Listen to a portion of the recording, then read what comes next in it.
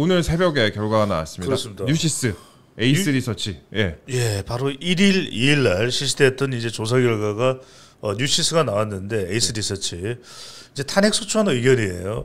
근데 또 하나 이제 오늘 소개드리는 조사를 말씀드리는 건 뭐냐면 지난 설 명절 직전에 나왔던 조사 대부분이 전화 면접 조사입니다. 그런데 이제 오늘 소개해드리는 조사는 자동응답 조사예요. 왜 이걸 강조드리냐면 지금 자동응답 조사에 상당히 적극적으로 응하고 있는 것. 그러니까 오히려 적극 여론은 자동응답 조사에 더 두드러지게 나타나고 있다. 면접보다. 이 부분을 좀 강조해서 말씀을 드립니다.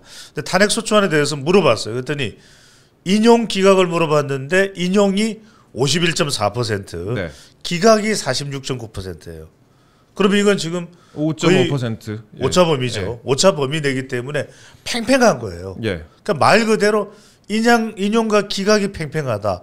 그러니까 지금 일각에서는 마치 이제 탄핵 인용이 될 것처럼 이야기를 하고 실제로 지금 이재명 대표는 조기 대선에 들어간 거죠. 그렇죠. 그렇죠. 그런데 이것 자체를 지금 여론은 인정하지 않고 있다는 거예요. 왜?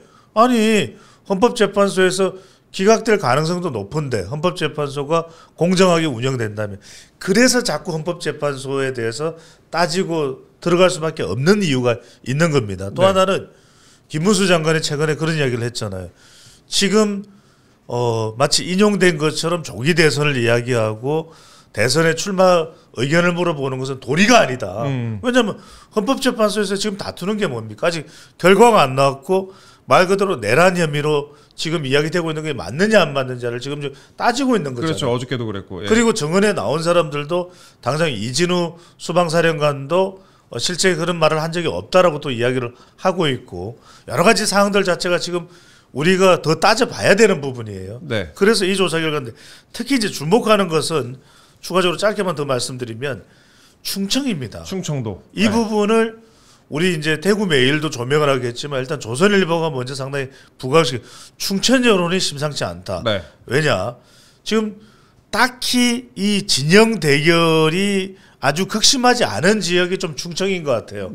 좀 더 객관적으로 보고 중도적으로 본다는 의미겠죠. 충청에서 보면 기각이 52.3입니다. 충청, 대전, 충청, 세종, 강원까지 포함이 되어 있어요. 그리고 인용은 27.1이에요.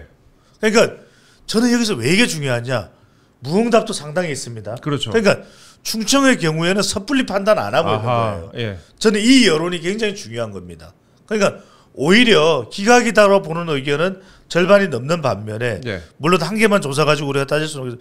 인용은 27.1이에요. 그러니까 너무 단정적으로 또는 충청에 이런 영향을 준 이유가 저는 헌법재판소의 최근에 논란도 분명히 있다고 보거든요. 그래서 최근에 보면은 이 충청의 여론 이런 부분들이 굉장히 심상치가 않다. 이런 말씀을 드립니다. 일단 이게 5대 3보다도 더 차이가 좀 나는 거잖아요. 52대 27이니까 거기다가 27.1밖에 안 된다는 이야기예요.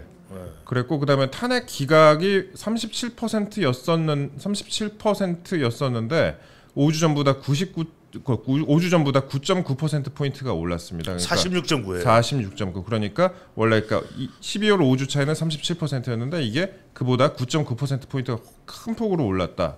그렇게 좀 말씀드리고 인용은 9.8% 포인트가 12월 5주 대비 하락을 했다. 그렇게 좀 설명드리겠습니다. 특히 충청 여론 같은 경우에 오늘 조선일보 저도 보고 좀 여러 가지 생각을 했는데 이재명 대표와 물론 뭐 조기 대선이 열린다는 그런 가정하에 이제 뭐 그런 조사를 했겠지만 이재명 대표와 비교했을 때 뭐 오세훈 시장이라든지 다른 후보들이 상당히 높게 나오는 식으로 그런 식의 결과가 좀 나왔어요. 오 시장 같은 경우에 특히 그래서 그 부분이 특히 이제 충청 민심을 좀 지켜봐야 된다. 지금 심상치가 않다 이렇게 말씀을 하셨고 일단 짧게 저희가 아침에 오차 범위 내로 접어든 윤석열 대통령 그 탄핵 인용 기각에 대해서 한번 말씀을 드렸습니다. 사실 헌법재판소 탄핵 심판 같은 경우는 여론이 깡패예요.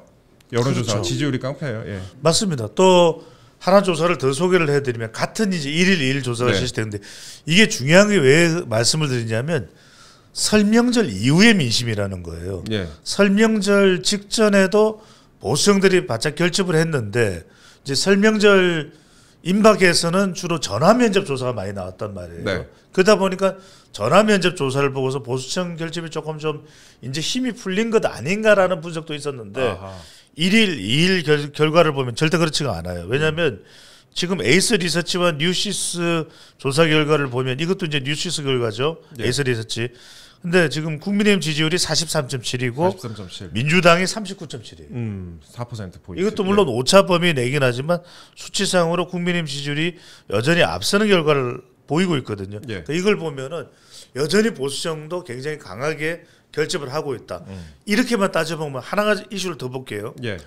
분명히 여기에 대해서는 이제 정치 평론가 입장에서는 따질 수가 있어요. 예. 그러니까 이제 지금 권영세 위원장, 그 다음에 권성동 원내대표, 또 나경원 의원이 윤석열 대통령을 구치소로 방문했단 말이에요. 네, 접견하고 왔죠. 아니 이거 뭐 국민의힘이 지금 방문할 일이냐라고 묻고 있지만 지지층들은 긍정적으로 반응을 하는 거예요. 어쨌거나 간에 그러니까 이게 핵심이에요. 그러니까 8년 전에는 예. 8년 전 상황으로 돌아간다면 권영세 비대위원장이 됐든 누구든 섣불리 구치소는 못 갔을 거예요. 예. 근데 지금은 여론을 보면은 가라 이거예요. 가서 윤석열 대통령도 함께 대응을 해라. 함께 대응을 해라. 이 메시지가 나오는 것만은 분명해요. 아하. 현재 여론상으로는 그렇다고. 예. 일단 다시 한번 제가 말씀드리면 뉴시스가 에이스 리서치에 의뢰를 해갖고 나온 결과인데 지난 1일과 2일 조사한 결과입니다. 국민의힘 지지율이 43.7%, 더불어민주당 지지율이 39.7%, 4%포인트 차이였고요. 그 다음에 민주당이 지난 12월 5주차에 실시된 직전 조사에 비해서 민주당이 0.7%포인트 하락했고 국힘은 8%포인트 상승을 했다고 합니다. 이거는 그러니까 설 민심 이후에 다시 한번 결집이 되고 그 결집을 넘어서서 약간 이제 여론 자체가 보수층도 그렇고 뭐 충청층도 그렇고 어떻게 보면은 윤석열 대통령이나 뭐 여당에 나쁘지 않게 작용을 하고 있는 것 같다 이렇게 봐야 될 것 같습니다. 그렇죠. 또 하나는 이제 짧게 말씀드리면 펜앤마이크가 여론조사 공정의 조사를 했는데 이거는 더 최근이에요. 아 그렇죠. 2일, 3일 오늘이 5일이니까 정말 대일 정도로 따끈따끈한 조사인데 이 조사 결과는 이제 일각에서는 이런 얘기를 합니다. 펜앤마이크니까 펜앤마이크가 좀 보수 성향이 강하니까 이게 하우스 이펙트가 들어간 거 아닌데 여론조사 공정 펜앤마이크는 조사할 때 이름이 안 드러나요. 네. 그러니까 뉴시스하고 또 앞서 이제 우리가 에이스 리서치 조사할 때도 심지어는 뉴시스도 안 드러나요. 네. 그러니까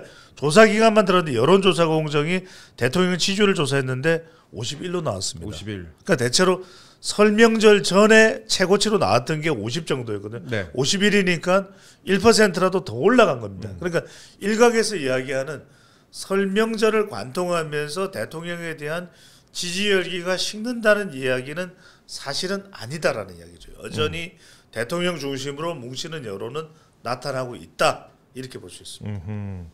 네, 저희가 그 2주 전에 그 소장님과 김문수 장관 지지율 얘기를 했었잖아요. 근데 지금도 상당히 잘 나오고 있습니다. 어제 인터뷰를 보니까 그 이른바 조기 대선 이 언급에 대해서 전혀 검토하거나 생각한 게 없다 이렇게 선을 그었는데 그 대통령이나 국민에 대한 예의가 아니다 이렇게 딱 집어서 말씀을 하셨어요. 이 부분은 어떻게 생각하실까요? 그렇죠. 네. 그러니까 이렇게 이야기를 하고 나니까 나오는 댓글 반응이 뭐겠어요? 역시 역시도 아니고 역시 그러니까 이른바 뻣뻣 꽃꽃 문수 이 효과가 더 드러나겠죠. 그러니까 정말 촐싹대면서 뭐 절대 그런 사람은 아니지만 김문수 장관이 혹여라도 그래 저한테 기회가 왔네요. 정말 흥분됩니다. 이러면 얼마나 또 손가락질을 하겠어요. 아니 어떻게 대통령 지금 어려운데 기회라고 생각하느냐 이렇게 손가락질을 받을 수밖에 없지만 김문수 장관은 싹 선을 그어버리잖아요. 아니 지금 어떻게 우리가 지금 그 이야기를 할 때입니까? 대통령이 지금 나와서 변론하고 머리에 지금 염색도 대통령은 못하는 그런 상황에 지금 우리가 지금 대선 이야기할 때입니까? 헌법재판소 결과도 안 나왔는데 마치 결과 다 나온 것처럼 그러면 더 올라가죠. 오히려 저는 시간이 지나면 지날수록 김문수 장관의 양자 대결 지지율도 더 올라갈 수도 있다.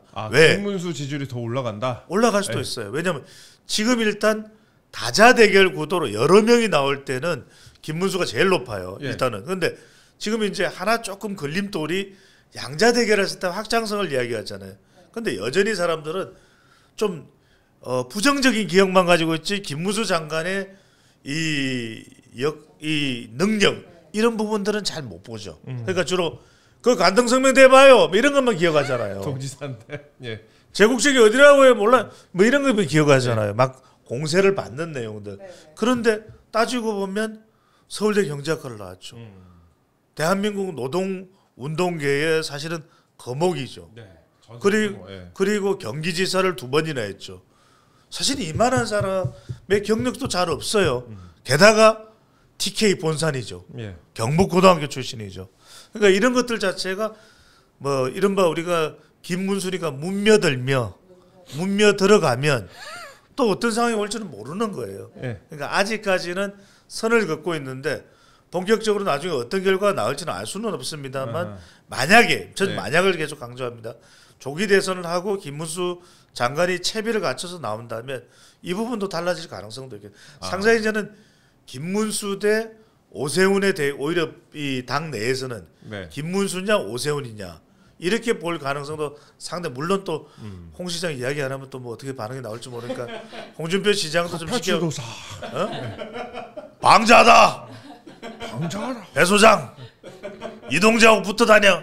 뭐 이렇게 될 수 있으니까. 방자하다. 저는 뭐 중립을 지키고 있습니다. 저는 그러고 뭐 이렇게 저희가 그러고 뭐 댓글 보니까 조기 대선 언급하지 말아라 그러는데 짧게 그냥 여론조사 얘기 드리는 겁니다. 저희도 탄핵 인용 기각 부분에 대해서 저희도 충분히 기각될 가능성이 있다고 생각을 하고 있고 그다음에 그렇죠, 특히 여론조사 이런 결과를 보면은 국민 여론도 무시할 수가 없는 부분이거든요. 그리고 저희가 헌법재판소 관련된 내용은 뒤에서 한번 상세히 다루려고 저희가 준비를 많이 해놨으니까 그 부분도 좀 지켜봐 주시면 감사하겠습니다. 일단 오세훈 시장은 그리고 설 전에는 대선 출마를 시사하다가 이제는 또 말을 아끼고 있어요. 이건 이제 김문수 장관이 보이는 모습과 좀 비슷하게 좀 본인을 맞춰가는 것 같습니다. 이게 설 민심이 반영된 것 같아요. 그렇죠. 민심의 바다라고 하지 않습니까? 이 나서지 말아라 이런 것 같아요. 민심의 바다가 바다가요 배를 띄우기도 하지만 바다가 마음 먹고 파도를 휘몰아치면 배를 깔아치기도 합니다. 자, 배가 뜰 수 있을 때는요 바다를 잘 타고 갈 때 풍향 바람도 잘 타고 파도를 잘 탈 때 그때 갈 수 있는 건데 지금 민심 즉 여론이죠. 여론의 바람은 지금은 아직은 탄핵을 지켜봐야 한다는 여론이 압도적입니다. 그래서 지금 방금 말씀 너무 좋은 잘 해주셨는데 설 기간 지나면서 더 대통령의 평가가 더 숙성이 되고 더 정리가 잘 돼가지고 오히려 지지율 올라간 게 지금 나타나고 있는 거거든요. 이런 상황에서 내가 손들고 저요 하면서 나서는 순간 바로 꼬꾸라질 수가 있다. 그래서 지금 너무 훌륭한 후보가 많아요. 김문수 후보는 아까 말씀하신 것처럼 뭐 자격증이 노동운동하면서 자격증이 9개나 됩니다. 전기 뭐 보일러 이런 것들 그 정도 노동운동에 투신하셨던 분이시고 3선 국회의원과 도지사 했었죠. 그다음에 오세훈 후보도 국회의원 했었고 서울시장을 3번째 하고 있습니다. 홍준표 시장은 중진 의원이죠. 그리고 경남도지사 현역 시장하고 있고요. 또 원희룡 후보도 3선 국회의원 했었고 제주도지사 2번 했고 또 장관까지 했습니다. 이렇게 훌륭한 후보가 많기 때문에 1급 체제인 이재명 대표 민주당을 비교하면 훨씬 더 우리 쪽에 유리한 상황이므로 우리가 먼저 앞서서 조기 대선 언급한 건 바람직하지 않다. 차분하게 대통령의 공정한 재판을 우리가 바라는 게 맞고 응원하는 게 맞다. 그렇게 생각합니다. 이 대변인 되시더니 뭔가 말씀에 힘이 실리고 이거 배추도사를 보면서 제가 감화가 돼가지고요. 저렇게 가야 되는구나. 아니 이게 대변인 되시고 나더니 말해도 이렇게 더 그냥 또 조리가 있고 논리가 있고 힘이 실리네요. 감사합니다. 네, 그렇습니다. 그리고 제가 조금만 더 언급을 해보자면 그 탄핵 찬성했던 김상욱 의원이 있잖아요. 이분이 이제 여권 여론조사 선전에 대해서 지지율이 올라간다 하더라도 이거 잘못된 지지율이다라고 했는데 잘못된 지지율이라는 표현은 일단 저는 처음 들어보긴 하는데 이런 발언에 대해서 어떻게 보세요? 그러니까 어떤 의미로 이런 말을 한 건지. 김상욱 의원이 이렇게 이야기를 할 수 있겠죠. 우리가 지지율 수치만 바라보고 있어서는 안 된다. 국민의힘도 민주당을 이기기 위해서 이재명 대표를 끊기 위해서 국민의힘도 혁신해야 된다. 이렇게 이야기하면 설득력이 있을 것 같아요. 그런데 자꾸 여론조사 가지고 자꾸 뭐라고 이러쿵 저러쿵 하는 것은 저는 옳지 못하다. 왜냐하면 민주당도 그러려다가 된소리를 맞았잖아요. 그렇죠. 마치 이게 여론이 아닌 것처럼 생각했다가 보수계열지 말이 되냐 그러면서 막 여론조사 기관을 방문도 했다는 그런 얘기가 나오잖아요. 그리고 무슨 이걸 이의제기를 중앙선관위에 했던데 이의제기했더니 중앙선관위가 어떻게 나왔습니까? 바로 각하시켜버렸잖아요. 그 이야기는 뭐냐? 여론은 어떻게 해석하느냐가 중요한 거예요. 저는 김상우 의원한테 그 이야기를 하고 싶어요. 다른 목소리를 내는 건 좋습니다. 예. 하지만 그 목소리가 그러면 국민의힘이 어떻게 해야 될지 또는 어떤 방향으로 해야 경쟁력이 있는 정당이 있지 이길 수 있는 정당이 될지 그 대안을 내놔야 되겠죠. 예. 그리고 다른 동료 의원들을 설득해야 되겠죠. 이 세상에서 제일 저는 안타까운 게 뭐냐면 그냥 불이 났으면 불이 끌 방법을 생각해야 되는데 불났다고 이야기만 하고 있어요. 예. 그러면 그건 지도자가 아니잖아요. 저는 그 이야기가 지금 이 지지율을 짧게만 설명드립니다. 뭐냐? 왜 지금 이 지지율이 이렇게 나올까요? 첫 번째는 8년 전에 기억이 있는 거예요. 아하. 무너져서는 안 된다. 예. 보수층에 트라우마가 있는 겁니다. 8년 전에 어떻게 됐습니까? 그랬더니 정권 뺏기고 괴멸됐죠. 뭐. 그 다음에 18년 지방선거 완전히 압살당하고 네. 2020년 국회의원 선거에서는 몰살당했잖아요. 네. 그때 어떤 논리로 정말 멸문지하를 당했습니까? 적폐청산이에요. 그러니까 이래서는 안 된다는 거죠. 왜? 누가 이야기를 했잖아요. 양날개로 날아야 된다. 아니 보수도 굳건하게 있어야죠. 그럼 보수 사라져야 돼요? 그건 아니잖아요. 그러면 다 그러면은 민주당 세력이 다 옳고 정답이에요? 그건 아니잖아요. 두 번째는 뭐냐? 지금 이런 여론은 이재명 대표에 대한 경계잖아요. 왜 김상우 의원은 이재명 대표에 대한 견제, 왜 이재명 대표에 대한 포비아가 보수정 내에 생긴 부분은 언급을 안 하나요? 그 부분을 사실은 더 강력하게 언급해야 되죠.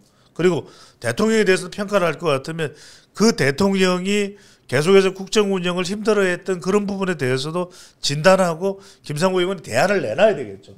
그저 야 나는 가서 뭐 탄핵 찬성하고 이렇게 이야기한다고 해서 문제가 해결되면 모르겠는데 이것보다는 적어도 국회의원이라면 반대 찬성보다는 대안을 내놓고 어떻게 하면 국민의힘이 더 경쟁력 있게 거듭날 수 있을까 이걸 끌어내는 것이 더 맞는 그런 일이겠죠. 제가 짧게 좀 말씀드릴게요. 예. 이 지금 잘못된 지지율이다. 이 말 어디서 들어본 것 같지 않습니까? 저 처음 들어요. 이재명 대표가 했던 말과 비슷한 말입니다. 이 여론조사 결과가 왜 이렇게 안 좋아? 조사해봐. 이상해. 하라고 했던 말과 똑같은 말이에요. 지금 이재명 대표와 똑같은 말을 하고 있는 거고요. 그다음에 이 말은 이 현상은 우리가 이미 전에 작년에 내내 경험했습니다. 네. 작년에 우리 당의 대표가 이재명 대표가 했던 말과 똑같은 언어로 대통령실을 공격하면서 정부에 대한 비판을 가했었어요. 이제 이런 식으로 우리가 이미 경험했기 때문에 우리 스스로에 대해서 비판하는 거 이거는요 이재명 대표의 기준으로 보면 돼요. 이재명 대표보다 발언이 세다. 이건 내부 총질인 거고 이재명 대표보다 발언이 낮다라고 하면 우리 견제나 건강한 어떤 정당 만들기라고 할 수 있지만 이재명 대표와 똑같은 말을 우리 스스로한테 자꾸 한다. 이거는 우리 당을 위한 게 아니라 내부 총질이다. 이렇게 봐야 될 것 같고요. 지금 중요한 포인트가 뭐냐. 이재명 대표에 대한 비판을 안 하는 거예요. 민주당에 비판을 안 해요. 그리고 헌재에 대한 비판도 안 해. 지금 이런 비판 안 하고 우리 스스로 지지율을 잘못됐다고 말하면 이게 우리 정당의 당원인 건지 국회의원인 건지 정말 의문을 제기하지 않을 수 없습니다. 저희가 이따 좀 더 자세하게 다뤄보겠지만 어제도 그 대통령과 그 국정원 차장 또 사령관들이 출석한 그 헌재 변론이 생중계가 됐잖아요. 그렇죠. 근데 이게 지지율에 딱히 뭐 치명적인 영향을 미친 것 같지는 않습니다. 그럼요. 저는 예상했던 것이고 네. 짧게 말씀드리면 윤석열 대통령이 직접 변론을 하는 가장 큰 이유가 바로 이 부분일 것 같아요. 왜냐하면은 정확하게 그날 어떤 일이 있었냐가 핵심일 겁니다. 그러니까 비상계엄을 대통령이 선포를 했느냐. 그건 대통령이 선포를 했죠. 그런데 지금 가장 중요한 건 이거예요. 대통령이 내란이냐 아니냐. 이건 다른 이야기예요. 그거는 내란이라고 하는 것은 비상계엄을 선포한 윤석열 대통령은 아마 생각도 안 했을 거예요. 그런데 지금 이게 내란으로 규정되는 순간 완전히 상황 자체는 180도가 달라지는 거예요. 자, 그러면은 윤석열 대통령은 내란 우두머리가 되는 것이고 지금 국민의힘은 내란 정당이 되는 것이고 국민의힘 지지층들은 뭐예요? 내란을 지지한 세력이 되는 거예요. 국민 반이 거의 절반 가까이가 내란 지지하는 세력. 이건 사실은 말이 안 되는 거죠. 그러니까 제가 거듭 말씀드립니다. 비상계엄 선포를 한 것에 대해서 윤석열 대통령이나 참여를 한 군인들한테 그 왜 그렇게 했느냐라고 묻는 것과 당신은 내란 세력이지 내란을 진두지휘한 것은 전혀 다른 이야기예요. 그러니까 그 점을 윤석열 대통령이 뭐라 그랬습니까? 마치 호수 위에 달빛을 보는 것 같다. 그런 이야기를 하지 않았습니까? 네, 그렇죠. 그러니까 지금 이게 아닌데 아니 내가 왜 내란을 하겠냐 현직 대통령이 말이 안 되는데 자꾸만 지금 내란 무슨 혐의 어쩌고 저쩌고 국정조사 이렇게 간다. 제가 무슨 말씀드리냐. 그래서 보수청이 결집한 가장 큰 이유가 바로 그분. 8년 전에 뭐죠? 적폐청산으로 다 몰아버렸잖아요. 네. 그러니까 태블릿 지금도 그 부분에 대해서 어떤 해명도 안 나오잖아요. 왜? 지금 박근혜 당시 대통령이 수천억 원의 돈을 먹었다는 그런 혐의가 지금 전혀 없죠. 밝혀진 게 나온 게 있나요? 없어요. 그리고 공천에 실질적으로 이 사람 이렇게 찍어라 저 사람 저렇게 찍어라 정확하게 규명돼서 나온 게 있습니까? 이동재 앵커? 없죠. 네.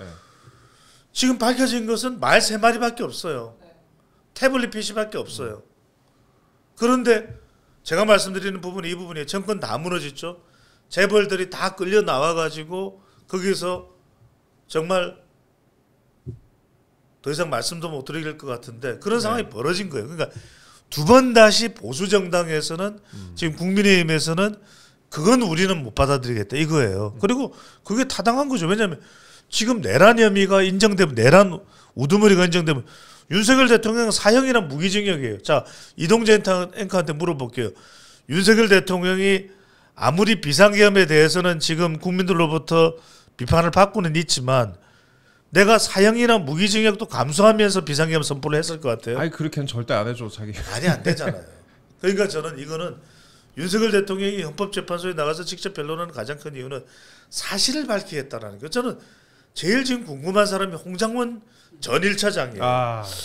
이 사람 도대체 뭐죠? 저는 일단은 국정원 전 차장 같으면 그래도 국가의 최고 정보를 다루는 사람이잖아요. 근데 어떻게 이렇게 술술술술 다 이야기를 하죠?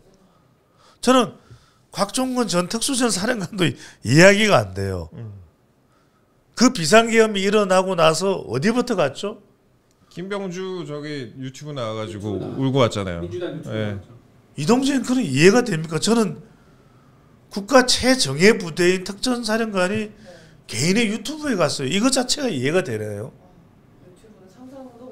저는 이것 자체가 저는 이걸 보면서 저는 윤석열 대통령의 비상계엄이 아니라 지금 대한민국은 비상한 상황이구나. 나라 자체가 지금 헌법재판소에 대해서 이념 논란을 빚는 것도 그렇고 이런 일이 일어나서는 안 돼요. 그렇지 않습니까? 그렇죠. 예. 어떤 의심도 적어도 헌법재판관 정도의 수준이고 대법원장 수준이면 이런 의심을 다 떨쳐내야 돼요. 그래. 저런 사람 정도면 우리 믿을 수 있어 하는 사람의 처신을 보여야 돼요. 어디에 공개적으로 글을 쓰고 뭐 동생이 어디에 부위원장을 하고 있고 남편이 어쩌고 이거는요 있을 수가 없는 일이에요. 아예 그런 것 자체를 만들지 말아요. 그거는 누구나 마찬가지입니다. 8명의 헌법재판관 모두 저는 어느 한쪽만 말씀드리는 게 아니에요. 그런데 지금 숫자상으로도 보고 지금 우리가 지금 이진숙 방통위원장 사례의 4대4 그대로 나왔잖아요. 그렇죠. 국민들 뭐라고 얘기하죠? 제가 만나고 또 그렇게 나오겠네. 이런 이야기를 한다.